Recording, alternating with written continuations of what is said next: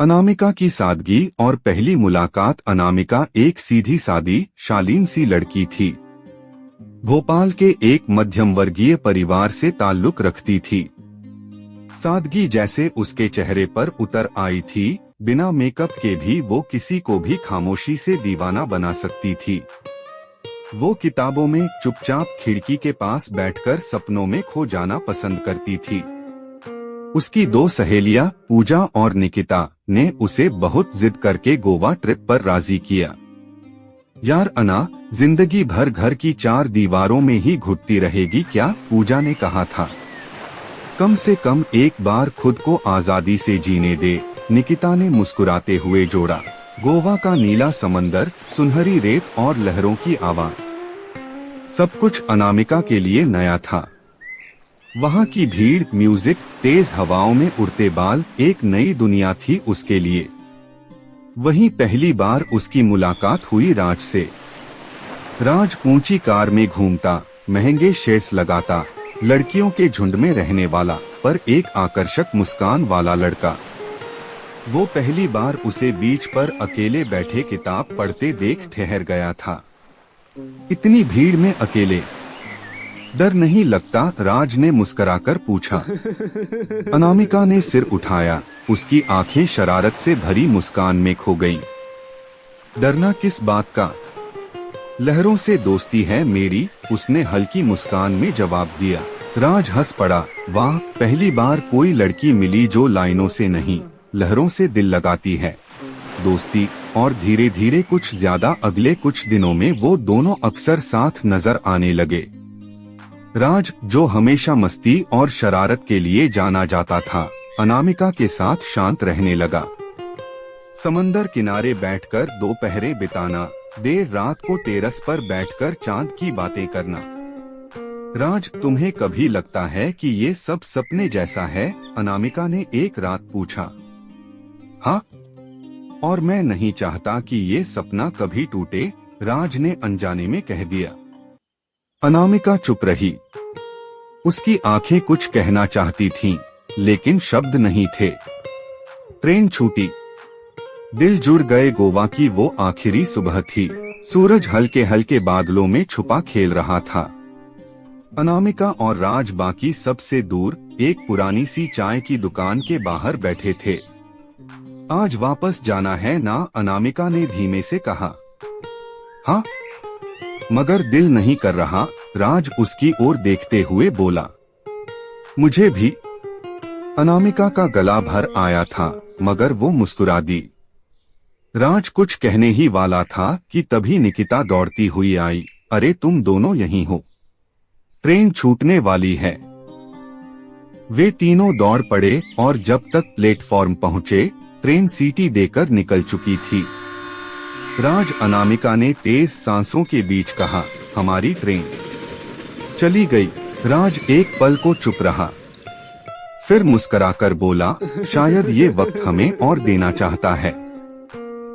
साथ में वो रात और अनखे एहसास। वो दोनों अब एक अजनबी शहर में अकेले थे। बाकी ग्रुप निकल चुका था। अनामिका थोड़ी घबराई हुई थी, लेकिन राज की मौजूदगी में उसे अजीब सी शांति महसूस हो रही थी। हम कहाँ जाएंगे अब? अनामिका ने पूछा। कहीं नहीं, यहीं रहेंगे, आज की रात को जी लेंगे, बस हम दोनों। राज की आवाज में कुछ था जो सीधा दिल को छू गया। उन्होंने एक छोटी सी कॉटेज किराए पर ली, जो समंदर के बिल्कुल पास थी। रात को समंदर की आवाज और हल्की बारिश की बूंदें उस रात को और भी खास बना रही थी। तुम हमेशा इतने बेपरवाह क्यों दिखते हो? राज थोड़ा चौंका, फिर बोला, क्योंकि मैं हमेशा अकेला रहा हूँ अना। मस्ती मेरी आदत बन गई है, ताकि खालीपन छुपा सकूं। लेकिन तुम्हारे साथ सब कुछ असली लगता है। अनामिका ने उसकी आंखों में देखा। तुम असली लगते हो जब चुप रहते हो। राज ने धीरे से उसका हाथ पकड़ लिया। अगर ये रात कभी खत्म न हो तो? अनामिका ने उसकी तरफ देखा। एक लंबा मौन, फिर बोली, तो शायद मैं पहली बार डरने लगूं। क्योंकि तुम्हारे साथ जो महसूस हो रहा है वो बहुत खूबसूरत है, और डर है कि कहीं ये सब कल ना रहे। राज उसके बेहद पास आ गया, उसके गीले बालों में अपनी उंगलियां फिराईं और फुसफुसाया, मैं भी डरता हूँ अनामिका, पर शायद ये डर ही तो प्यार है। विदाई। और खामोश मोहब्बत सुबह हुई। दोनों ने मिलकर अगली ट्रेन पकड़ी, लेकिन एक अजीब सी चुप्पी उनके बीच आ गई थी। दिल तो बहुत कुछ कह रहा था, लेकिन जुबान नहीं। राज ने बस इतना ही कहा, मिलेंगे ना फिर। अनामिका ने बिना देखे कहा, शायद किस्मत चाहे तो बिछड़ने के बाद। अधूरापन ट्रिप से लौटने के बाद राज का मन कहीं नहीं लग रहा था। उसकी मस्ती खो गई थी, शरारतें जैसे भूल गया हो। वो बार बार अनामिका की तस्वीरें खोलता, उसकी आवाज याद करता। एक दिन अचानक उसने फैसला किया, मैं उसे देखने जाऊंगा। बस अब और नहीं सहा जाता।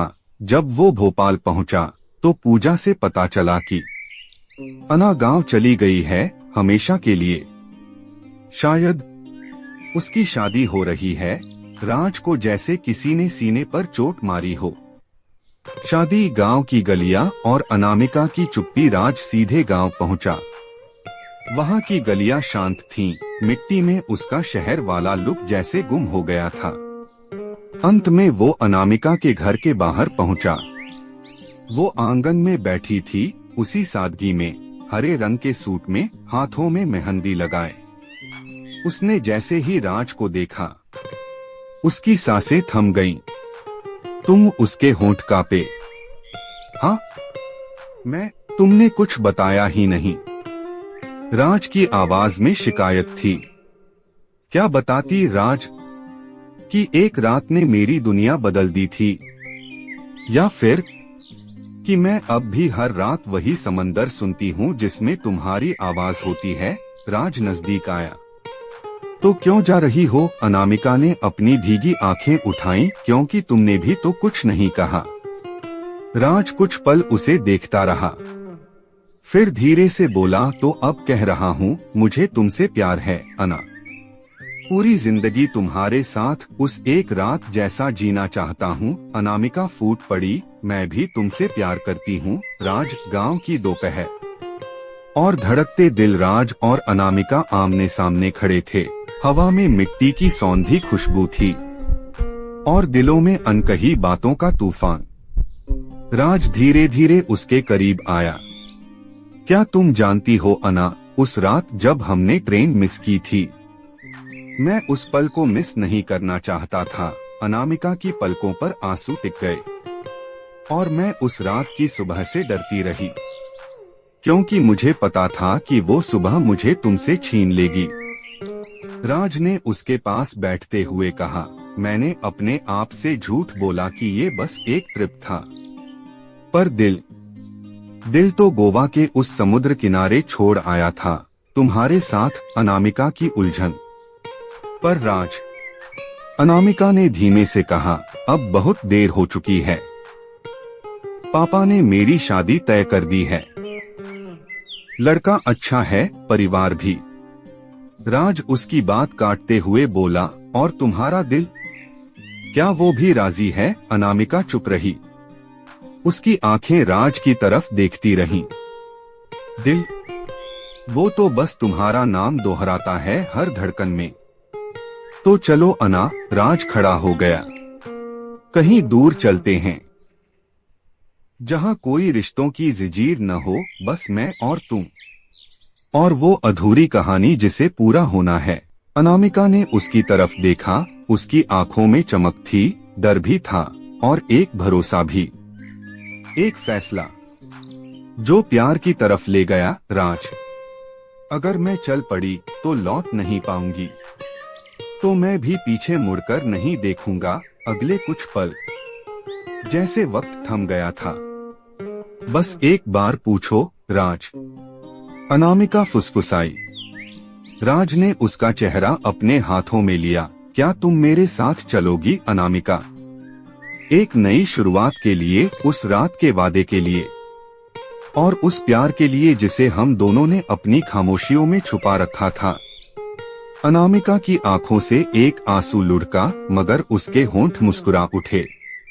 हाँ राज, मैं चलूंगी तुम्हारे साथ, क्योंकि तुमसे प्यार करना कोई गलती नहीं। ये मेरी सबसे बड़ी सच्चाई है। भाग जाना नहीं था, मगर रुक जाना भी मुमकिन न था। राज और अनामिका ने गांव की सरहद पार की, अपने पीछे छोड़ते हुए वो दुनिया जहां हर चीज तय थी। बस सामने था एक अनजान रास्ता, लेकिन दिल में बस एक दूसरे का नाम था। नए शहर की दहलीज पर, बगैर किसी योजना के, बिना कुछ कहे सुने, वो दोनों बस चल पड़े थे। अनामिका की हंसी और आंसू एक दूसरे में घुले हुए थे, और राज की आंखों में बस एक ही वादा था, अब कभी तन्हा नहीं छोड़ूंगा। शहर की भागती जिंदगी से दूर वो दोनों मुंबई पहुंचते हैं।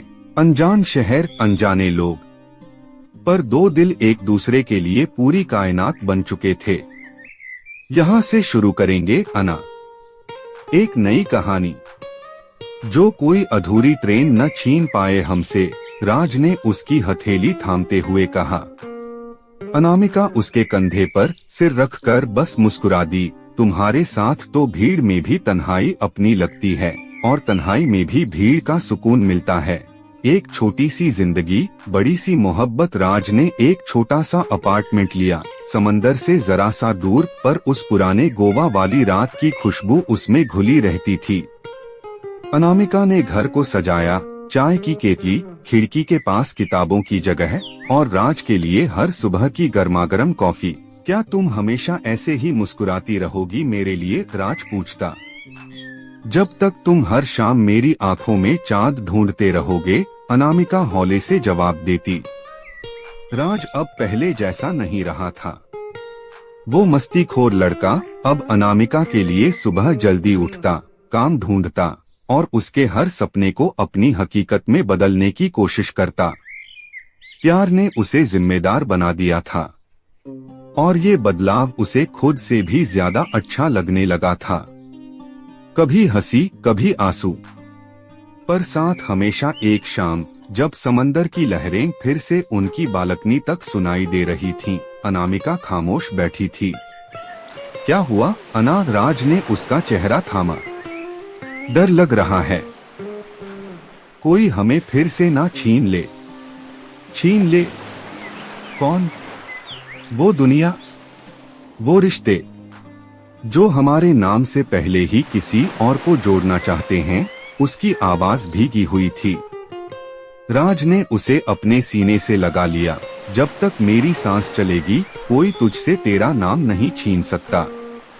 तेरा नाम अब मेरी रूह का हिस्सा है। उनका पहला झगड़ा, और उससे भी गहरी मोहब्बत। हर रिश्ते में कभी कभी तूफान आते हैं। एक दिन अनामिका की पुरानी सहेली निकिता मुंबई आई, और उसने राज से अकेले में मिलने की जिद की। अनामिका को अच्छा नहीं लगा। वो खामोश हो गई, मगर उसकी आंखें सब कह रही थीं। राज ने वो बात भांप ली। तुम मुझ पर भरोसा नहीं करती। करती हूँ राज, पर डरती हूँ, क्योंकि ये प्यार बहुत गहरा है, और गहरी चीजें बहुत जल्दी टूट जाती हैं। वो रो पड़ी।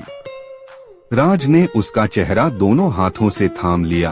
तोड़ने की ताकत सिर्फ बाहर वालों में नहीं, हमारे अंदर भी होती है। मैं तुमसे वादा करता हूँ अनामिका, मैं कभी उस दरार को पनपने नहीं दूंगा। एक नई शुरुआत, नया सफर। राज ने फाइनली एक म्यूजिक कंपनी में इंटर्नशिप पकड़ी। वहीं उसका टैलेंट चमक उठा। कुछ ही महीनों में उसने एक रोमांटिक गाना लिखा, छूटती ट्रेन, रुकते दिल, और इस गाने ने इंटरनेट पर आग लगा दी। हर शब्द में अनामिका थी, हर धुन में उसकी हंसी। ये तुम्हारे लिए लिखा है अना, तुम्हारे बिना मेरी जिंदगी अधूरी थी, और तुम्हारे साथ हर गीत मुकम्मल है। अनामिका ने उसे जकड़ लिया। अब कोई ट्रेन हमें नहीं छीन सकती, क्योंकि अब हम ही अपनी मंजिल हैं। एक खत, जो कभी लिखा नहीं गया था। कभी कभी प्यार को शब्दों की जरूरत नहीं होती। फिर भी अनामिका ने एक खत लिखा था जो उसने कभी राज को दिया नहीं। लेकिन एक दिन जब राज उसे ढूंढ रहा था, उसे वो डायरी में रखा मिला।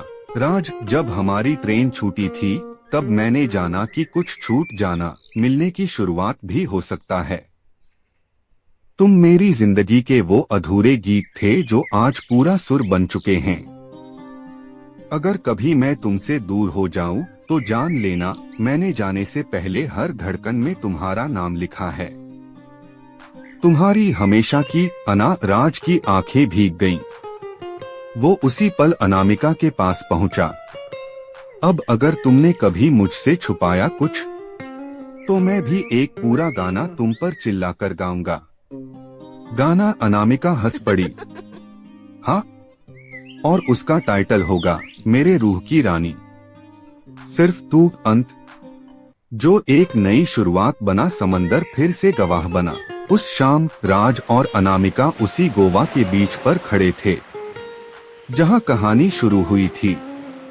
राज ने उसका हाथ थामा और धीरे से बोला, आज भी वो ट्रेन छूट जाए तो भी फर्क नहीं पड़ता, क्योंकि अब हम एक दूसरे की जिंदगी में हैं। हमेशा के लिए। अनामिका ने अपनी पलकों से उसका माथा चूमा।